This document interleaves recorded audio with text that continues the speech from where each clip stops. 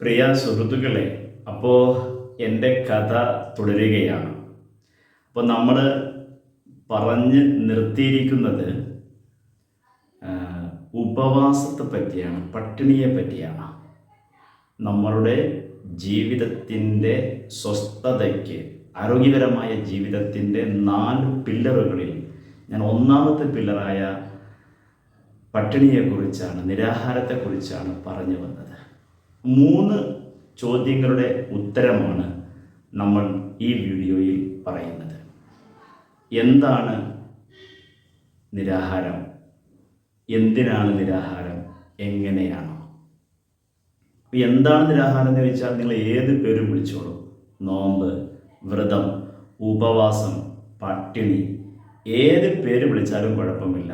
സംഗതി ശരീരത്തിന് കുറച്ച് സമയം ആഹാരം കൊടുക്കാതിരിക്കുക എന്നതാണ് പട്ടിണി കൊണ്ട് ഞാൻ ഉദ്ദേശിക്കുന്നത്. ശരീരത്തിന് കുറച്ച് സമയം ആഹാരങ്ങൾ കൊടുക്കാതിരിക്കുക എന്നതാണ്. എന്തിനാണ് ഈ പട്ടിണി? എന്തുകൊണ്ടാണ് ഈ പട്ടിണി? അത് നമ്മൾ മനസ്സിലാക്കണം. നമ്മൾ കഴിഞ്ഞ വീഡിയോയിൽ പറഞ്ഞതുപോലെ ദശലക്ഷക്കണക്കിന് വർഷങ്ങളായി തുടരുന്ന ഒരു ജീവനാണ് എന്നിലും നിങ്ങളിലുമുള്ളത്. നമ്മുടെ ശരീരം സിസ്റ്റം ചെയ്യപ്പെട്ടിട്ടുള്ളത് ആഹാരം കിട്ടുമ്പോൾ കഴിക്കുകയും അത് സൂക്ഷിച്ചു വയ്ക്കുകയും പിന്നീട് ആഹാരം കിട്ടാതിരിക്കുന്ന കുറേ നാൾ ആ സൂക്ഷിച്ചു വച്ച ആഹാരം ഉപയോഗിച്ചുകൊണ്ട് ജീവിക്കുകയും ചെയ്യുന്ന ഒരു സിസ്റ്റമാണ് നമ്മുടെ ശരീരത്തിൽ പ്രവർത്തിക്കുന്നത്. അതുകൊണ്ട് പഴയ മനുഷ്യർക്ക്, ആദ്യകാല മനുഷ്യർക്ക് അല്ലെങ്കിൽ ജീവജാലങ്ങൾക്കെല്ലാം തന്നെ പട്ടിണി സ്വാഭാവികമായി കിട്ടിയിരുന്നു. ഭക്ഷണം സുലഭമായ ഈ കാലഘട്ടത്തിൽ, ഏത് പെട്ടിക്കടയിൽ പോലും ഭക്ഷണം കിട്ടുന്ന ഈ കാലഘട്ടത്തിൽ ശരീരം ആഹാരം കിട്ടുമ്പോൾ നേരത്തെ പോലെ തന്നെ കഴിക്കുകയും ആഹാരം ശരീരത്തിൻ്റെ വിവിധ ഭാഗങ്ങളിൽ ഫാറ്റുകളാക്കി സൂക്ഷിച്ചു വെക്കുകയും ചെയ്യുന്നുണ്ട്. അപ്പോൾ ഈ സൂക്ഷിച്ചു വെച്ച ആഹാരം ഉപയോഗിക്കാൻ പണ്ടത്തെ പോലെ ശരീരത്തിന് ഇപ്പോൾ അവസരം നമ്മൾ കൊടുക്കേണ്ടതുണ്ട്. ആ കൊടുക്കുന്നതിനാണ് ഇവിടെ പട്ടിണി നമ്മൾ അനുഷ്ഠിക്കണം, അല്ലെങ്കിൽ പട്ടിണി നമ്മുടെ ആഹാരത്തിൽ ഉൾപ്പെടുത്തണം, ജീവിതക്രമത്തിൽ ഉൾപ്പെടുത്തണം എന്ന് പറഞ്ഞതിൻ്റെ ഉദ്ദേശം. അപ്പോൾ എന്താണെന്നും എന്തുകൊണ്ടാണെന്നും നിങ്ങൾക്ക് മനസ്സിലായിട്ടുണ്ടാകും.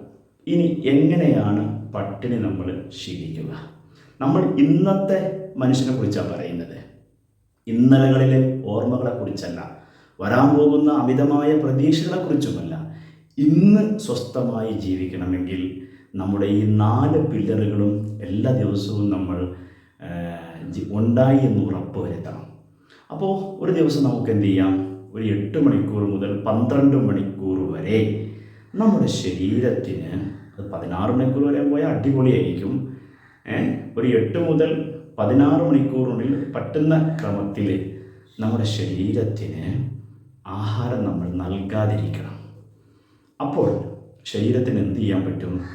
അവിടെയും ഇവിടെയും സൂക്ഷിച്ചു വച്ചിരിക്കുന്ന കൊഴുപ്പുകൾ എടുത്ത് ഉപയോഗിക്കാനും ശരീരത്തിന് റിപ്പയർ ചെയ്യാനുമുള്ള സമയം കിട്ടും. റിപ്പയർ ചെയ്യുക എന്ന് പറഞ്ഞാൽ നമ്മൾ ജീവിക്കുന്നത് തന്നെ നമ്മൾ ഓരോ നിമിഷവും ഓരോ സെല്ലുകൾ നശിക്കുകയും പുതിയ സെല്ലുകൾ ഉണ്ടായിക്കൊണ്ടിരിക്കുകയും ചെയ്യുകയാണ്. കുട്ടികളൊക്കെ ആണെങ്കിൽ വളരെ വേഗത്തിലാണ് സെല്ലുകൾ ഉണ്ടാവുക. പ്രായവ്യത്യാസം വരുമ്പോൾ സെല്ലുകൾ ഉണ്ടാകുന്നതിൻ്റെ സ്പീഡ് കുറഞ്ഞുകൊണ്ടിരിക്കും. അപ്പോൾ കോപ്പി ചെയ്താണ് എന്ത് ചെയ്യുക? സെല്ലുകൾ ഉണ്ടാവുക. കോപ്പി പേസ്റ്റിംഗ് ആണ്. ഒരു സെല്ല് നശിക്കുമ്പോൾ കോപ്പി ചെയ്ത് അടുത്ത സെല്ലുകൾ ഉണ്ടാകും. അപ്പോൾ സെല്ലുകൾ ഉണ്ടാകുമ്പോൾ ഈ മ്യൂട്ടേഷൻ സംഭവിക്കുന്നത് കൊണ്ട് എന്ത് ചെയ്യും? ഈ ചെറിയ ചെറിയ പോരായ്മകളൊക്കെ വരും. ഇത് പരിഹരിക്കുന്നത് ശരീരം നമ്മൾ പട്ടിണിയിലായിരിക്കുമ്പോഴാണ്. അപ്പോൾ ഇങ്ങനെ ശരീരത്തിന് എടുത്തുപയോഗിക്കാനും സൂക്ഷിച്ചു വെച്ച ഭക്ഷണം എടുത്തുപയോഗിക്കാനും അതിൻ്റെ പുനർജീവനം നടക്കുന്ന സമയത്ത്, സെല്ലുകൾ പുതുതായി ഉണ്ടാകുന്ന സമയത്ത് അതിൻ്റെ പോരായ്മകൾ റിപ്പയർ ചെയ്ത് ശരീരത്തിനെ ബാലൻസ് ചെയ്യാനുമുള്ള സമയം നമ്മൾ നൽകണം. അതിൻ്റെ സമയമാണ് 8 മുതൽ 16 മണിക്കൂർ വരെ നൽകുമ്പോൾ നല്ല സുഖമാണ്. ഇനി ഇത് എങ്ങനെയാണ് നമുക്ക് പ്രാക്ടീസ് ചെയ്യാൻ കഴിയുക? ഞാൻ ചെയ്തത്, നമ്മളിത് പ്രാക്ടീസ് ചെയ്യുന്നത് സ്വന്തമായിട്ട് ചെയ്യുക, സംഘമായിട്ട് ചെയ്യരുത്. കാരണം ഓരോരുത്തർക്കും ഓരോ താല്പര്യങ്ങളാണ്, അല്ലെങ്കിൽ ഓരോ ജീവിത രീതികളും ജീവിത പ്രശ്നങ്ങളുമാണ്. അതനുസരിച്ച് ഓരോരുത്തരും ഓരോ ന്യായങ്ങൾ പറയും. നിങ്ങൾക്ക് ഇതിനകത്ത് എന്തെങ്കിലും ആശങ്കകളുണ്ടെങ്കിൽ നിങ്ങളുടെ ആശങ്കകൾ പങ്കുവെക്കേണ്ടത് നിങ്ങളുടെ ഡോക്ടറോട് മാത്രമാണ്. നിങ്ങൾക്ക് അതിനകത്ത് ഈ 8 മുതൽ 16 മണിക്കൂർ വരെ ആഹാരം ഉപേക്ഷിക്കുമ്പോഴുണ്ടാകുന്ന പ്രശ്നങ്ങൾ ഡോക്ടറോട് പങ്കുവെക്കാം. ഡോക്ടർ അതിന് പരിഹാരം കാണും. കാരണം ഇങ്ങനത്തെ കാര്യങ്ങളായിരുന്നു ഡോക്ടറെ അടുത്ത് വളരെ കുറച്ച് ആളുകളെ പോകാറുള്ളൂ. സ്വന്തം ശരീരത്തെ ബഹുമാനിക്കുന്ന ഏതൊരു വ്യക്തിയോടും ഡോക്ടർമാർക്ക് വലിയ സ്നേഹമായിട്ട് നമുക്ക് തോന്നിയിട്ടുണ്ട്. അപ്പോൾ ഇങ്ങനെ ആഹാരം നമ്മൾ ഇപ്പോൾ ഈ എല്ലാ ദിവസവും ഇത് പാലിക്കാൻ പറ്റാത്ത ആളുകൾ ആഴ്ചയിൽ ഒരു ദിവസം കണിശമായിട്ട് എന്ത് ചെയ്യണം, ഒരു 24 മണിക്കൂർ നമ്മുടെ ശരീരത്തിന് റിപ്പയർ ചെയ്യാനുള്ള അവസരം കൊടുക്കണം. ഇങ്ങനെ പറയുമ്പോൾ നമ്മൾ ശ്രദ്ധിക്കേണ്ടത് ഒന്നും കഴിക്കരുത് എന്ന അർത്ഥത്തിലല്ല, വെള്ളം കുടിക്കണം നിർബന്ധമായിട്ടും. ഈ വെള്ളം കുടിച്ചുകൊണ്ട് ഒന്നും കഴിക്കാതിരിക്കാൻ പറ്റുമെങ്കിൽ അടിപൊളിയായിരിക്കും. അത് കഴിയുമ്പോൾ ശരീരത്തിന് നല്ല സുഖവുമായിരിക്കും.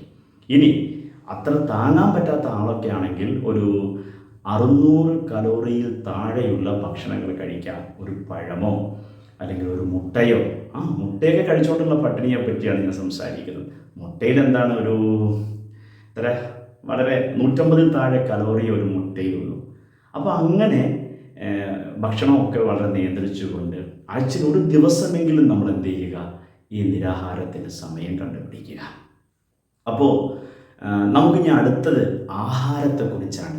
ആഹാരം എങ്ങനെയായിരിക്കണം, ആഹാരം എളുപ്പത്തിൽ ആസ്വാദ്യകരമാക്കി കഴിക്കാൻ കഴിയും, നമ്മുടെ ശരീരത്തിന് വേണ്ട ആഹാരങ്ങൾ എന്തൊക്കെയാണ്, നമുക്കത് അടുത്ത വീഡിയോയിൽ ചർച്ച ചെയ്യാം. നമ്മുടെ ഈ കമ്മ്യൂണിറ്റിയെക്കുറിച്ച് 1-2 വാക്കുകൾ പറഞ്ഞോട്ടെ. നമ്മൾ ആരോഗ്യം, സമ്പത്ത്, ബന്ധങ്ങൾ ഇവ സ്വയം മെച്ചപ്പെടുത്തിക്കൊണ്ട് ഏറ്റവും നല്ല പതിപ്പിലേക്ക് ഓരോ മനുഷ്യനെയും ട്രാൻസ്ഫോം ചെയ്യിപ്പിക്കുക എന്നുള്ളതാണ് നമ്മളുടെ ഈ കമ്മ്യൂണിറ്റിയുടെ ഉദ്ദേശം.